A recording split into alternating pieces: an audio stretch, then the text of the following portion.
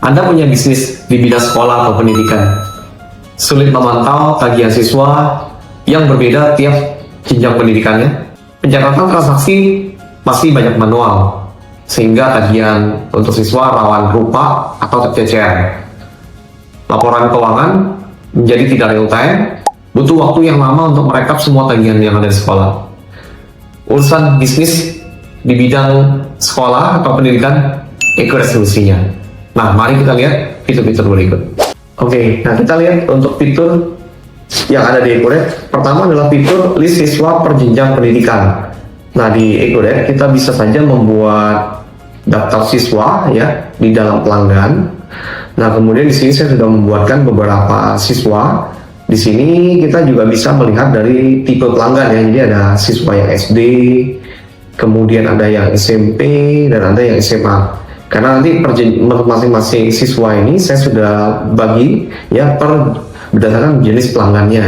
Jadi kita setiap kali membuat siswa di dalam daftar pelanggan ini kita mappingkan untuk tipe pelanggannya. Oke, nah ini kita bisa lihat semuanya juga ya. Jadi ada SD, SMP, SMA bergabung di sini. Nah, kemudian dari siswa ini kita bisa juga membuat persediaan ya. Jadi di sini ada barang. Nah, ini kita udah bikinkan berdasarkan tipe. Jadi ini persediaan yang kita buat, ada seragam sekolah, kemudian ada juga paket buku belajar, yang mana kita bisa lihat untuk quantity dan harga jual untuk per masing-masing barang yang kita daftarkan. Nah, kemudian selain itu ada juga untuk jasa ya, untuk tagihan rutin yang ada di sekolah ya. Ini mungkin untuk SPP dan gedung, ini adalah tagihan untuk awal ya, untuk pendaftaran ya. Kemudian nanti ada SPP, ada uang kursus, ini bisa saja ini untuk tagihan bulanannya. Oke, nah dari tagihan tadi, barang tadi, nah otomatis setiap siswa yang masuk kita bisa bikinkan transaksinya. Ini contoh, kita bikinkan satu faktur. Nah, misalkan saja Bagas, nah ini mendaftar ke satu sekolah, maka kita bisa mengisi ya, memanggil untuk item untuk pendaftaran awal. Mungkin itu ada di awal adalah ada uang gedung ya, misalnya sebesar 2 juta rupiah. Kemudian di sini juga ada paket untuk buku belajar ya, paket buku belajar. Kemudian ada juga mungkin untuk paket seragam sekolahnya. Nah, ini pertama kali Bagus mendaftar sekolah, ini ada uang gedung, pakai buku belajar dan seragam sekolah. Nah, ini kita bisa kasih judul ya, ini pendaftaran SMP misalkan ya. Nah, kemudian kita bisa simpan transaksi berikut ini ya menjadi pendaftaran SMP ya. Nah, jadi nanti kalau kita sudah buatkan ya untuk listing ini, setiap kali ada murid mau masuk ke dalam sekolah, ada pendaftaran, ada paket-paketnya, kita bisa memanggil transaksinya ya. Jadi kalau misalkan ini kita simpan, kemudian ada murid baru lainnya, misalkan ada Lili, nah kita bisa panggil transaksi tadi dengan memanggil salin transaksi. Nah, di sini ada pendaftaran SD, SMP, SMA yang sudah kita buatkan paketnya. Nah, ini kita tinggal pilih. Nah, otomatis untuk SMP, uang gedung, seragam, dan paket buku belajarnya sudah ada. Jadi kita tinggal panggil untuk siswa-siswa yang lain.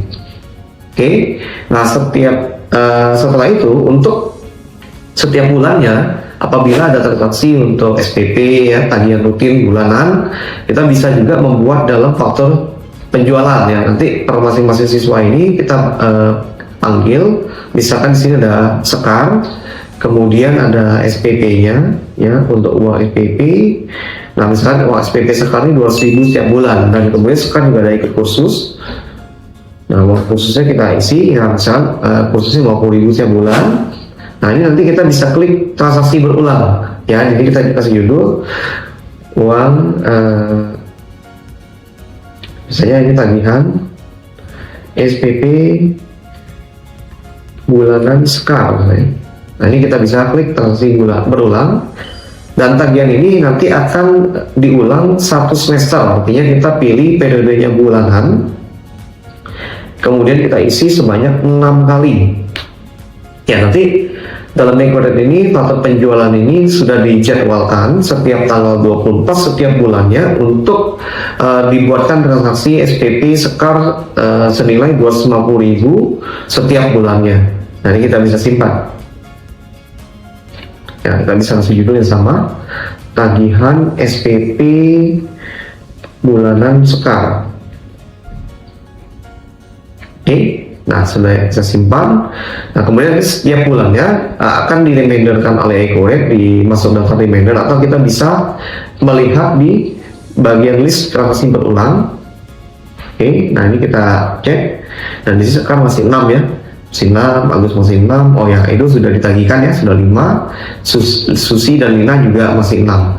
Nah, ini ada list transaksi tiap bulannya yang butuh kita transaksikan itu tiap bulan. Tapi kalau kita mau tagih untuk bulan depan, tinggal nanti kita buka, kemudian nanti tinggal kita klik kanan saja untuk kita pilih rasanya, dan tinggal kita klik buat faktor, maka nanti faktor penjualannya sudah langsung terisi untuk uang kursus dan uang SPP sekolah.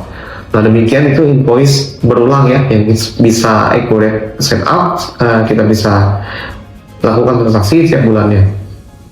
Oke. Nah, setelah itu apabila ada transaksi rutin ya untuk operasional sekolah, kita bisa membuat dari kas bank, kemudian masuk ke pembayaran.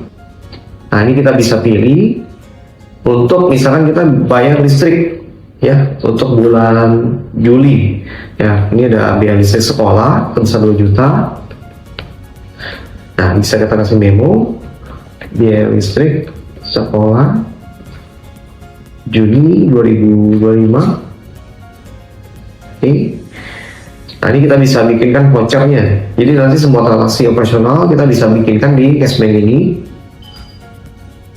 Nah, seperti ini kita bisa print vouchernya. Dan setiap bulannya nanti kita bisa melihat laporan laba rugi per masing-masing jenjang pendidikan. Itu bisa melihat dari laporan laba rugi standar. Nah, kemudian parameter ini bisa kita pilih ya. Pilih departemen, kemudian kita pilih mau lihat SD saja, kita centang SD, atau kita mau lihat 3 jenjang sekaligus, kita bisa klik SD, SMP, dan SMA. Nah, kemudian transaksi itu bisa kita show ya seperti ini. Nah, ini contoh ya. Ini tadi saya belum masukin semua transaksinya, tapi nanti tagihan penjualan ya, kemudian HPP dan lain-lain operasional akan muncul di sini.